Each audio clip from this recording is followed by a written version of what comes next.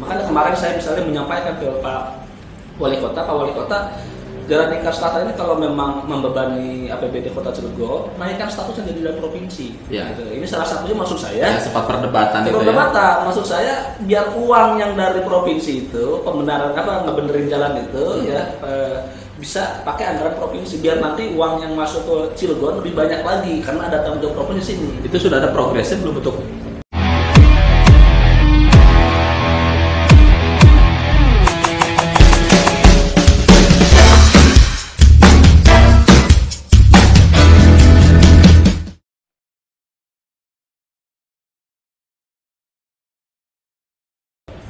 Assalamualaikum warahmatullahi wabarakatuh. Jumpa lagi dengan saya Kang Ican di Persepsi Fakta yang sudah lama mungkin tidak nongol-nongol di layar kaca dan disaksikan oleh kawan fakta semua. Tapi kali ini kita hadir kembali dan saya Kang Ican saat ini mengundang ataupun malah datang ke tempatnya salah satu tokoh publik yang memang sempat meledak nih. Sempat meledak menjadi perbincangan publik. Malah sekarang beliau menasbihkan diri sebagai dewan viral. Kang Dede Rohana, apa kabar? Alhamdulillah, assalamualaikum Fakta Banten, kawan Fakta Banten dimanapun. Alhamdulillah nih sore hari ini ketemu lagi sama kawan Fakta Banten ya. Mudah-mudahan hari ini kita bisa diskusi terkait dengan apa nanti mungkin kisi-kisinya disampaikan nanti.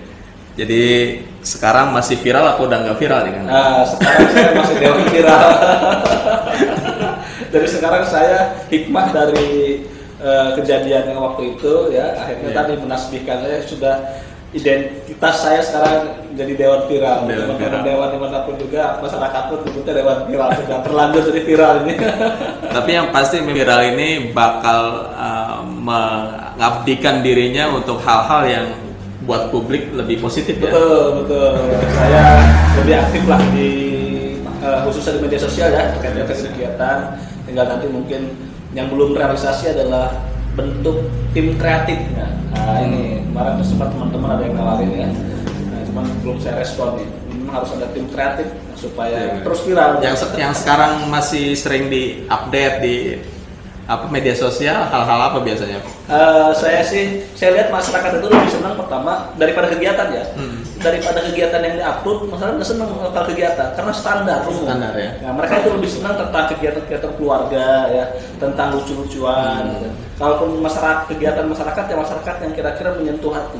Tapi kalau kegiatannya resmi, kegiatan rapat, kegiatan reses gitu ya, itu masyarakat nggak senang, nggak banyak. Program dewan gitu. Benar-benar senang tuh. Malah nggak ngerti mungkin.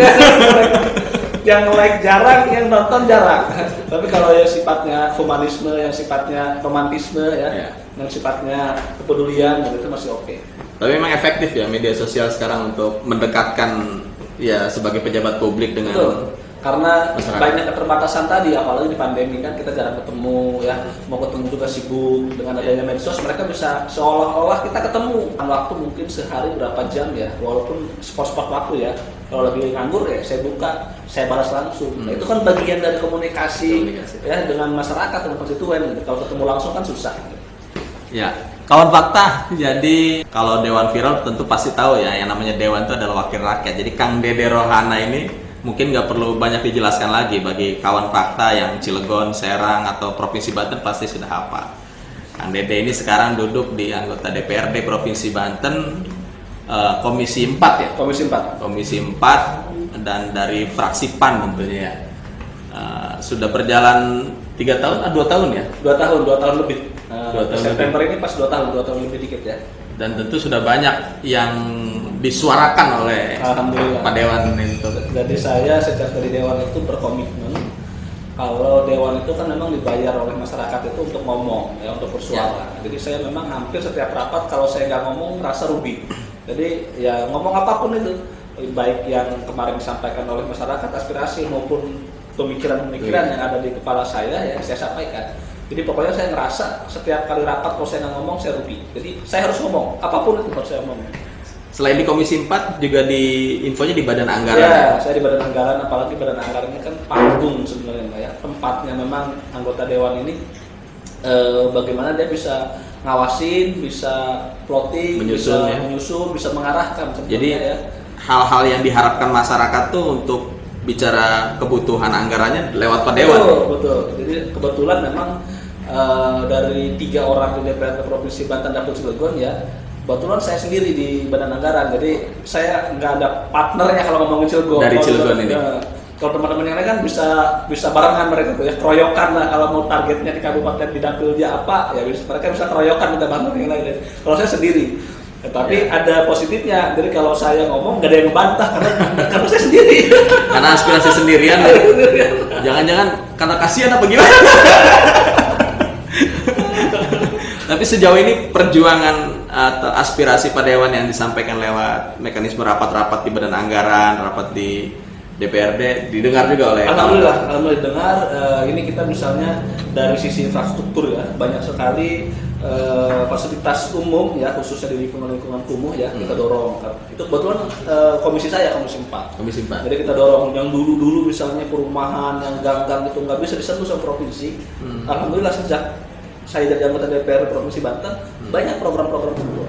Yang dulu mungkin karena di komisinya nggak ada mungkin ya, nggak tahu seperti apa gitu. Sekarang itu alhamdulillah jadi banyak. Saya kalau datang masyarakat yang setelah saya kasih bantuan jalan ya, ya mereka bawain kue, bawain ayam bekakak. Gitu kan saya senang, bukan masalah ayam bekakaknya, tapi saya bermanfaat buat masyarakat.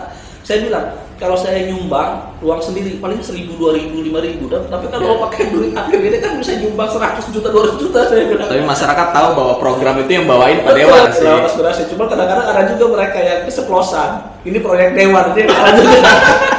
Tapi emang nggak main proyek. Kalau itu kan udah urusan ranahnya eksekutif kan. Eksekutif ya, yang ngerjain. Ya yang penting kita dalam hal budgetingnya kita yang ngawasin gitu kan. Kita yang nganggarin, kita yang plotting gitu. Tapi kalau urusan teknisnya harusnya sudah eksekutif lah, bukan kita lagi. Kadang-kadang kan masyarakat apa namanya ya, kita itu dianggap serba bisa. Padahal mah ya kita bisanya cuma 3 hal itu. Kita membuat aturan, budgeting sama ngawasi, ya itu aja gitu. Ya. Jadi itu yang Pak Dewan sudah perbuat di parlemen, bicara soal penganggaran, program pembangunan. Dan yang terbaru memang Pak Dewan kita ini juga sudah bersama dengan eksekutif, dengan gubernur menyepakati untuk perubahan anggaran 2021 ya. Sekarang itu kalau nggak salah angkanya turun ya untuk APBD Provinsi Banten. Awalnya kan kita 14 triliun lebih. Nah, sekarang di APBD perubahan tuh jadi 12 triliun. Perubahannya itu apa yang signifikan adalah 4 triliun lebih, 4,1 triliun itu pinjaman SME yang kita batalkan. Yang nggak jadi minjam. Nah, jadi kalau kita dari 14 diambil 4 ya, harusnya sih dari 15 diambil 4, sisanya 11 sebenarnya. Jadi akhirnya harusnya dari 15 diambil 4 sisa 11. Tapi karena kita dorong pendapatan akhirnya jadi 12 triliun lebih. Banyak juga ternyata ya.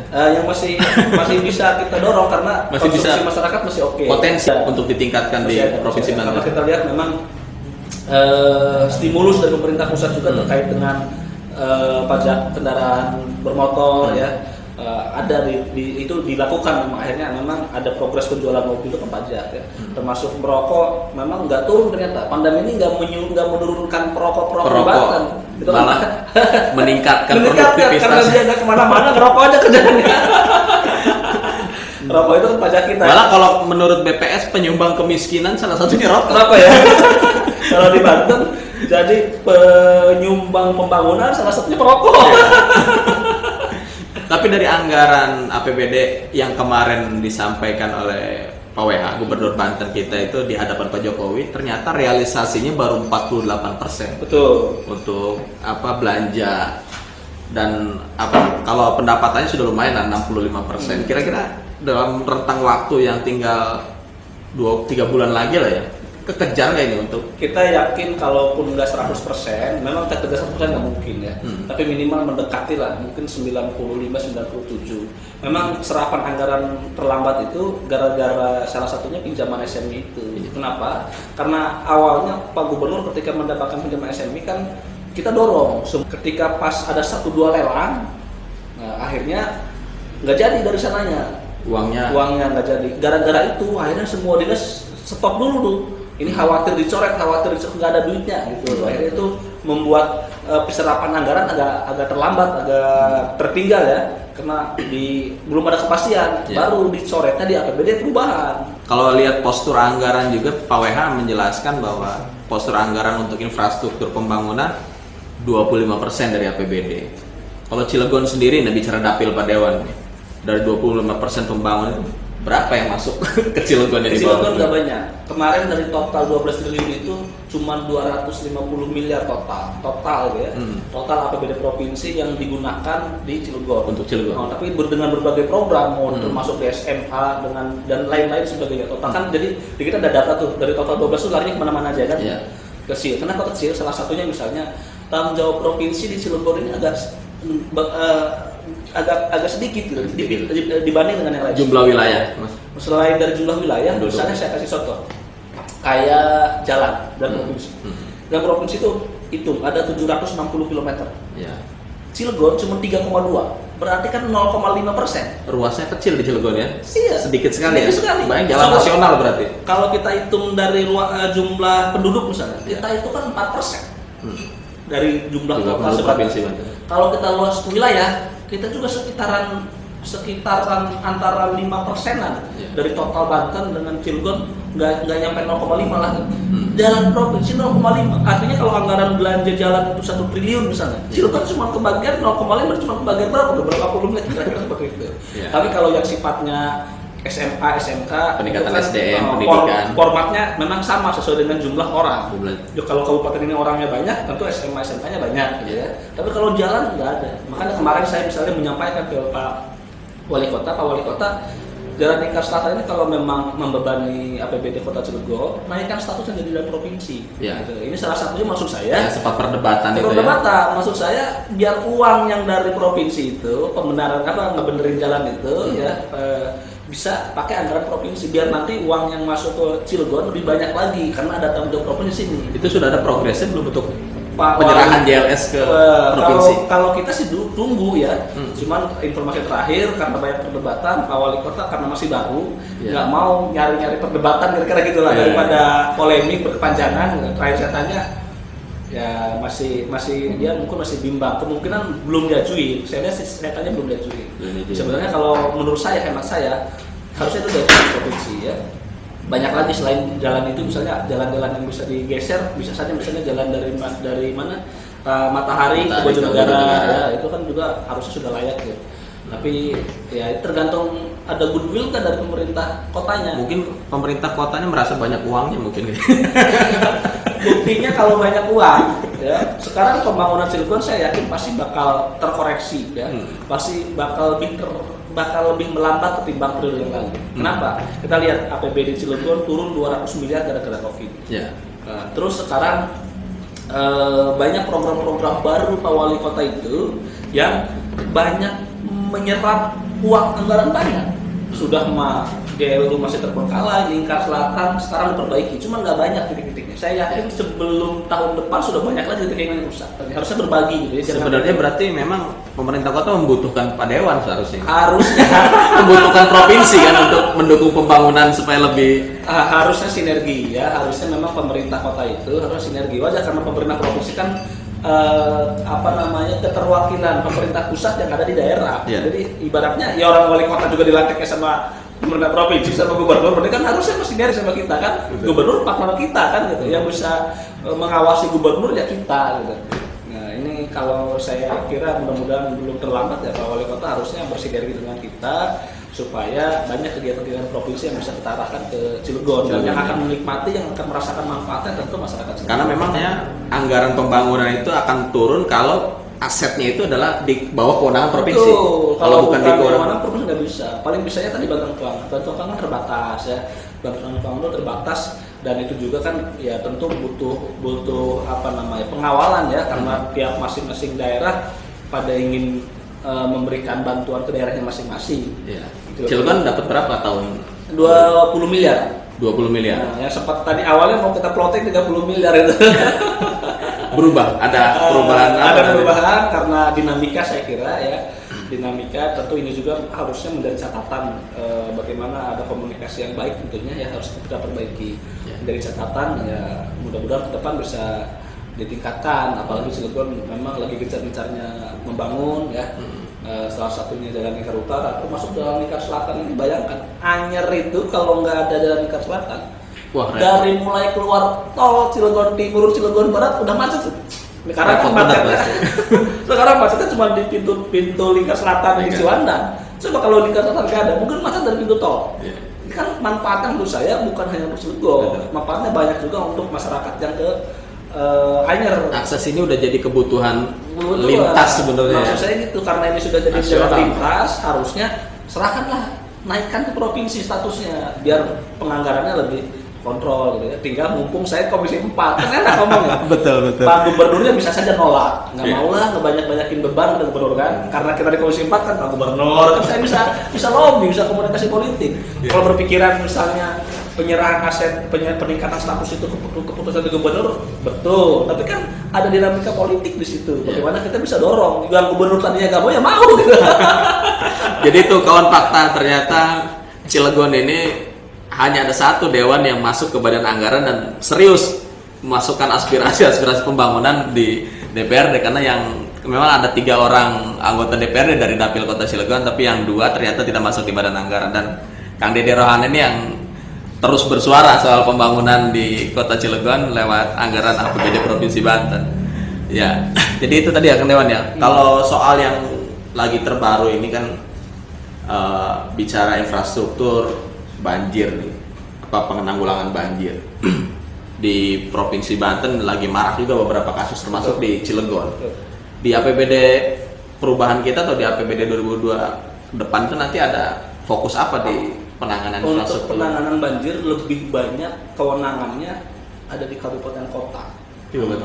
Rata-rata kabupaten kota. Kecuali misalnya di ruas jalan provinsi atau misalnya di saluran air provinsi. Kalau di luar itu kewenangan kota, jadi akhirnya kita nggak bisa dorong itu ya. Nggak bisa. Makanya kebanyakan paling kalau yang penanganan banjir kayak misalnya sungai-sungai yang kewenangan provinsi ya, saluran air provinsi, atau jalan yang rusak gara-gara akibat banjir misalnya di jalan provinsi.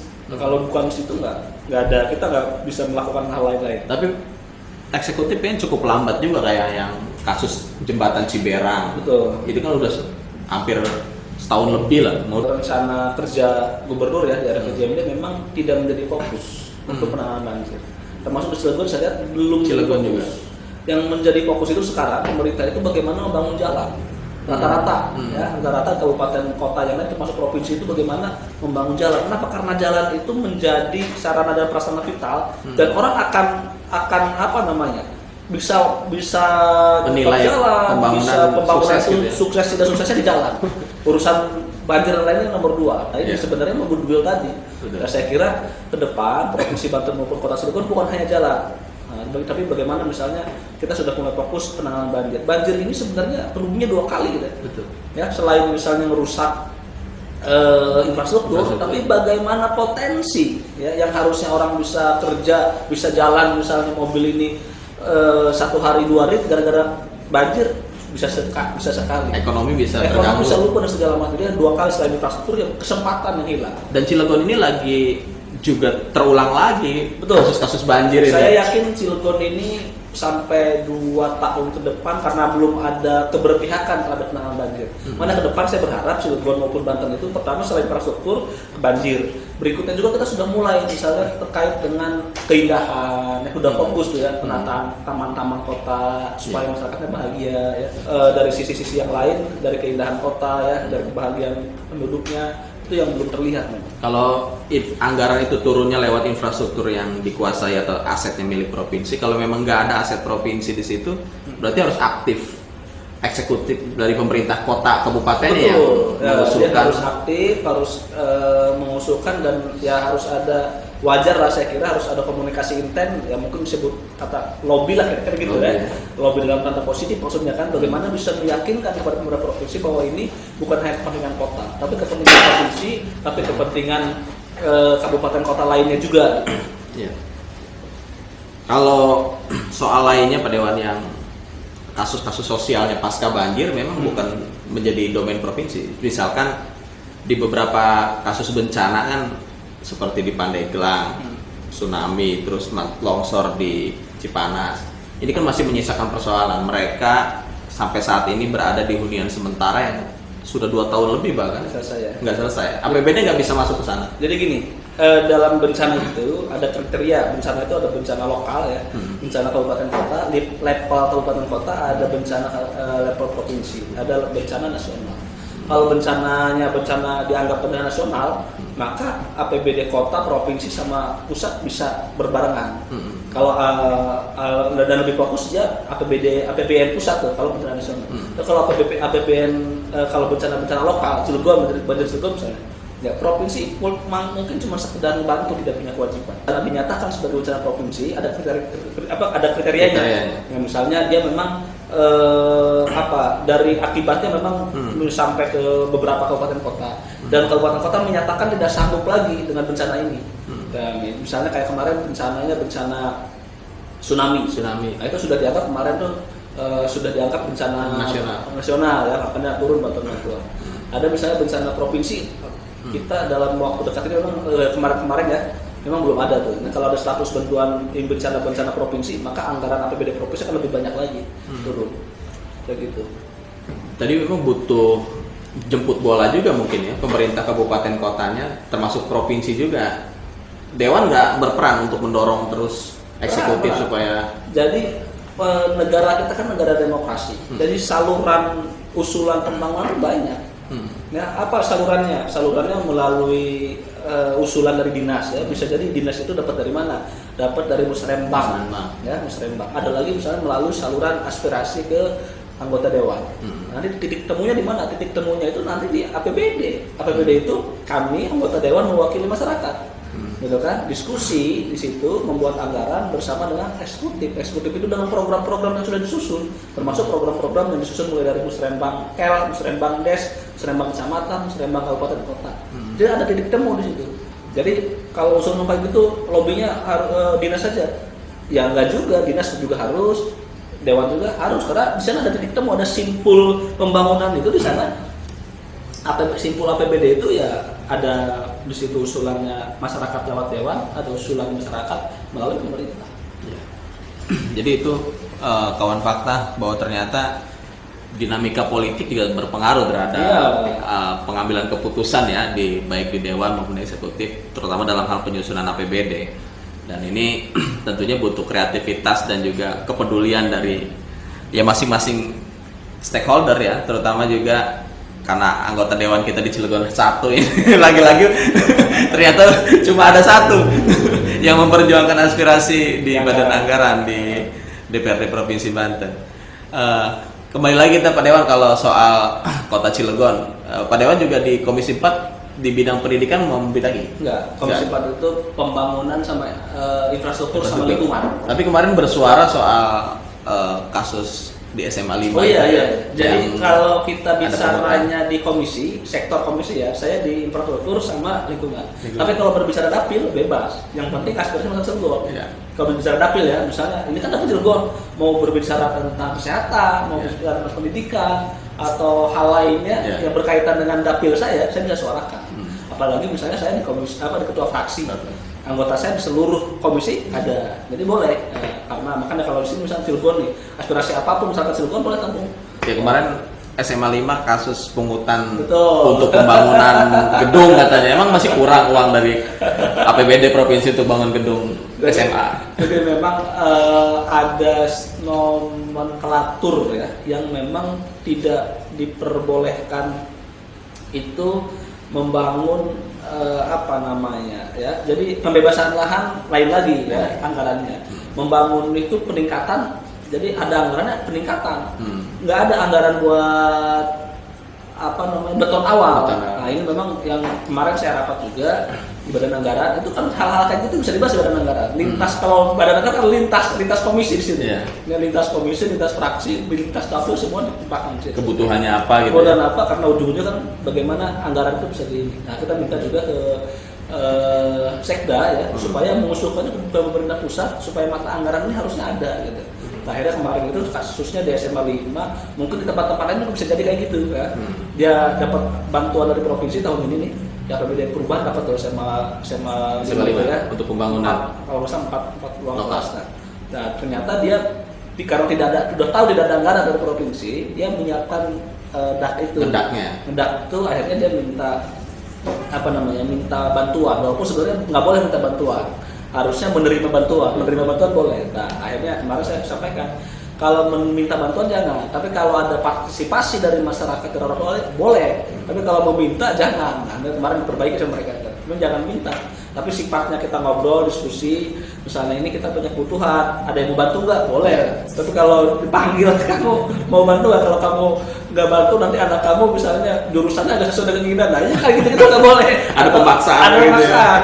Walaupun pemaksaannya misalnya terselubung ya, atau misalnya jurusannya nggak sesuai atau apa, itu nggak boleh. Makanya kemarin saya pastikan nggak boleh ya Pak. Kalau misalnya nanti ada pemaksaan atau ada pungutan, saya minta batalin. Tapi kalau sifatnya bukan pungutan, menerima bantuan dari nggak apa-apa, sebenarnya itu kan bagian dari partisipasi masyarakat. Jadi akhirnya mulai tercerahkan tuh setelah Dewan turun memberikan evaluasi, masyarakat mulai bisa bersuara bahwa ternyata memang harus dikontrol seperti itu ya. Benar. Ya, peran anggota Dewan ini. Peran anggota Dewan, nah ini makanya peran anggota Dewan sebenarnya penting. Hal-hal kayak gitu juga sebenarnya pentingnya juga dari media. Kalau media, saya juga tahu ya dari media.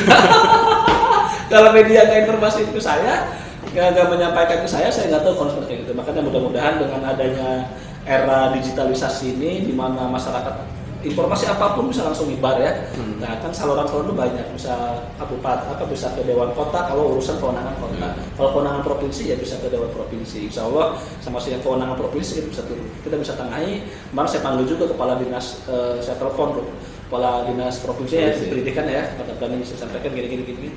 Ya dia sepakat ya kalau sifatnya pungutan nggak boleh, tapi sifatnya menerima bantuan dari orang nggak boleh. Ya, kawan fakta luar biasa ternyata. Apa yang menjadi tugas dan kewenangan anggota Dewan kita yang satu ini begitu maksimal dilakukan untuk menyampaikan aspirasi masyarakat, membela dan mengawasi hal-hal yang memang harus dijalankan sesuai dengan aturan. Kawan fakta, nanti kita akan lanjut lagi setelah Pak Dewan minum dulu lah. Oke. Dulu.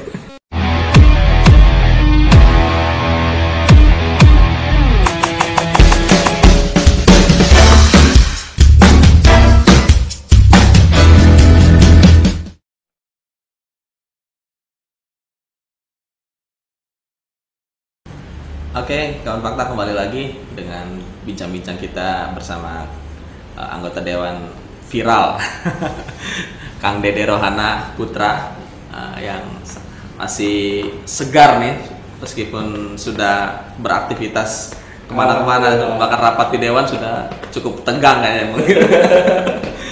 Ya Kang Dewan, selain APBD 2021 perubahan, kan kita juga menjelang ke 2022 ya, mungkin sudah dibahas hal-hal apa yang akan diusulkan oleh anggota Dewan yang diusulkan dari daerah. Apa yang jadi satu prioritas buat Kota Cilegon misalnya di tahun depan? Kita minta, ya sekarang kan lagi pembahasan KUAPPS ya, jadi rancangan umumnya dulu, karena nanti detailnya di pembahasan APBD-nya. Di KUAPPS itu kita minta dorong bagaimana pertama adalah peningkatan ekonomi. Karena pasca pandemi ini ekonomi memang menurun ya. Kita ingin kegiatan pemerintah ke depan lebih banyak mendorong supaya pelaku UMKM maupun ekonomi masyarakat bisa terdorong untuk tumbuh ya, supaya kembali stabil normal seperti sebelum ada pandemi. Formatnya apa yang menjadi gambaran programnya? Karena sekarang masih bahasnya tentang rancangan umumnya saja, yang penting kita plotting anggarannya sebesar itu. Tinggal nanti dinas menerjemahkan deh.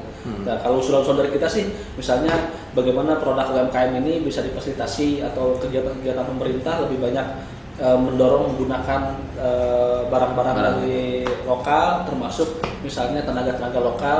Kalau tenaga-tenaga lokal yang dipakai, makanya sekarang kalau infrastruktur tuh yang ringan-ringan ya, maksud yang ringan itu kita juga ingin menggunakan tenaga sekitar. Yang penting memang sesuai dengan kualifikasi ya, supaya apa? Supaya mereka dapat duit, akhirnya kalau mereka dapat duit mereka bisa belanja, ekonomi bisa muter gitu ya.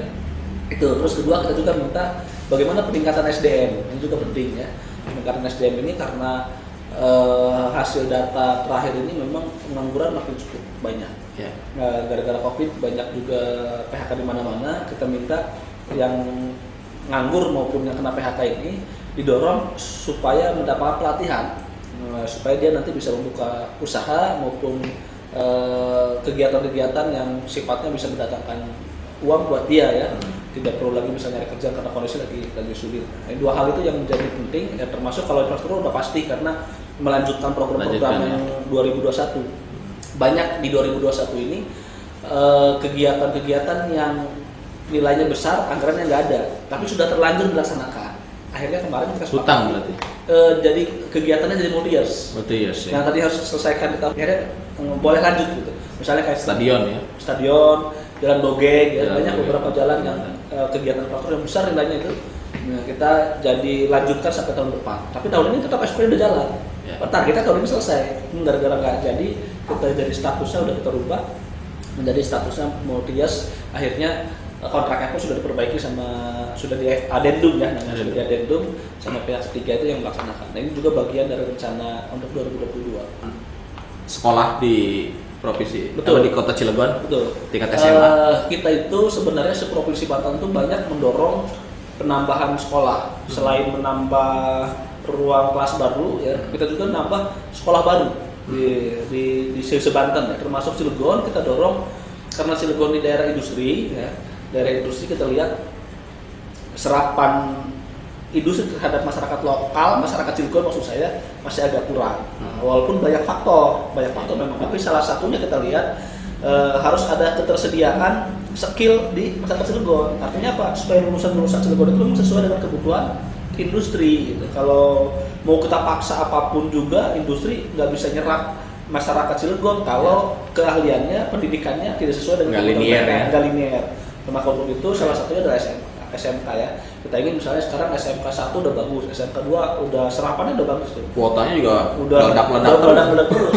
Dan kita pengen ada satu lagi misalnya, apakah itu di Merak, apakah itu di Ciwandan ya, biar lebih banyak lagi menampung masyarakat Cilegon yang ingin sekolah SMK. Kemungkinan usulannya diterima itu? Tahun depan kemungkinan terima. Tinggal PR-nya itu pemerintah maunya kalau bisa tidak membebaskan lahan. Nah, kalau misalnya ada pihak industri yang mau ngasih lahan, kita kan banyak kawasan industri, ada Pancapuri misalnya, ada Krakatau Steel, Kieknya misalnya, ya 5.000 meter atau 1 hektar lah saya kira. Nah, kalau mereka memberikan, kita bisa bangunkan SMA. Catat itu, industri harus partisipasinya itu. Industri. Nah, kalau misalnya nanti saya tantangnya nih, kalau ada industri misalnya yang bersedia, nanti nggak apa-apa di SMA-nya kita tambahin SMA. Kalau Pancapuri yang ngasih misalnya kan SMA negeri dikasih kayak kenang-kenangan Pancapurinya misalnya. Kayak SMA negeri KS gitu. Kan nggak hilang-hilang kan, walaupun sudah jadi SMA negeri kan. Kita bisa bikin SMA negeri Pancapuri misalnya kan, SMA negeri Kiek misalnya nggak apa-apa, kita dorong. Sebagai kenang-kenangan tanah ini memang diberikan dari swasta gitu ya, dari pihak Pancapuri atau dari pihak Kiek atau mungkin kawasan industri yang lain yang mau ngasih boleh. Ya, karena memang kebutuhan SDM kita harus benar terus di-upgrade ini. Harus upgrade. Kalau enggak, karena kawasan sekarang kan industri itu sudah update teknologi ya, apalagi dengan sekarang sudah eranya era 4.0 ya. Jadi memang keahlian masyarakat harus di-update dan harus linear ke arah jurusan khusus yang dibutuhkan oleh masyarakat, oleh industri seperti itu. Yang terbaru ini yang juga dipesankan oleh presiden kita bahwa katanya HSM Krakatau Steel itu cuma ada 2 di dunia kan? Yang satu di Amerika, yang satu di Cilegon. Ini kan luar biasa ternyata. Bener gitu kan? Nah, ini apa memang Pak Presiden ini saya juga rada apa namanya? Boleh lah kira-kira mengkritik kira-kira ya. ASM itu kan teknologi China ya, kita tahu ya misalnya. Masa di China aja bawa teknologi ke sini, di China-nya nggak ada, kira-kira gitu. Itu kan teknologi dari China. Masa China yang bawa teknologinya ke sini, bikin pabrik sini di China-nya nggak ada. Ini harus klarifikasi di China atau mungkin negara-negara yang maju ya, seperti misalnya Korea Selatan atau lain-lain. Saya kira masih perlu dibuktikan lagi. Mungkin maksudnya memotivasi masyarakat Kota Cilegon supaya bagus lah. Mudah-mudahan supaya lebih dengan adanya HSM ini, Krakatau Steel kan berarti sudah 50 tahun ya. Harusnya 50 tahun itu menjadi sebuah BUMN yang maju ya, seperti POSCO di Koreanya, yang dulu membangunnya hampir beriringan walaupun duluan Krakatau Steel. Nah, setelah Krakatau Steel jadi dibantu sama Rusia waktu itu ya, Uni Soviet, Dia bikin lagi misalnya ke Korea Selatan dibantu sama Amerika bikin perusahaan baja. Tapi setelah 30 tahun, 40 tahun, mereka meledak sampai kapasitas 10 juta, kita dari dulu 2 juta loh. 3 juta loh, sampai mereka pabrik bajanya sudah datang ke Indonesia investasi. Padahal Krakatau Steel sama POSCO duluan kaya. Jadi mereka malah berinovasi, punya teknologi baru dan mau investasi ke tempat ke negara lain karena kapasitas produksinya lebih tinggi. Kita sejak dulu dibikin teknologinya itu dulu. Gimana mau mendatangkan inovasi baru? Tungkunya masih lama, model-model lama. Ini pentingnya SDM yang harus ini buat catatan. Makanya kita investasi SDM itu memang butuh waktu yang lama dan tidak terlihat dalam tempo 1-2 tahun. Kalau membangun jalan, tahun ini dianggarkan, tahun ini langsung terlihat bagus, tahun ini bisa dirasakan. Tapi membangun SDM nggak bisa 5-10 tahun baru dirasakan. Nah ini misalnya harus ada goodwill dari pemerintah. Dia nggak populer memang. Kalau membangun jalan lebar populer langsung, kelihatan jalan lebar. Tapi kalau membangun SDM investasinya, kayak orang-orang Cilegon yang berkualitas kasih beasiswa. Beasiswa nggak tanggung-tanggung, beasiswanya ke Korea, ke Eropa misalnya kan, nggak kelihatan, nggak bakal populer dia. Program pemerintah yang sekarang genjot beasiswa. Bagus tuh, saya dukung, saya apresiasi buat Pak LD itu. Sekarang itu sudah ada beasiswa sarjana ya, walaupun memang masih di lokal nggak apa-apa, minimal masyarakat kelas bawah yang tidak sanggup berkuliah, ya, akhirnya terfasilitasi. Ini memang tidak akan terasa 1, 2, 3 tahun ini, ya, dan memang biayanya misalnya banyak, cuman kena sama beberapa orang gitu ya. Tapi kerasa nanti setelah 10-20 tahun lagi, setelah 5-10 tahun akan kelihatan kalau SDM Cilegon itu pada maju-maju. Saya ingin hal ini, konsep ini memang ditiru juga sama pemerintah provinsi maupun pemerintah pusat ya. Kalau provinsi memang sekarang nggak ada beasiswa, nggak ada beasiswa. Kalaupun ada beasiswa memang harusnya sih sudah ke universitas yang bagus-bagus, ternama harusnya. Cuma nanti kita dorong. Kalau sudah berhasil seperti itu. Di 2022 belum ada pembahasan. Kalau PPS belum ada.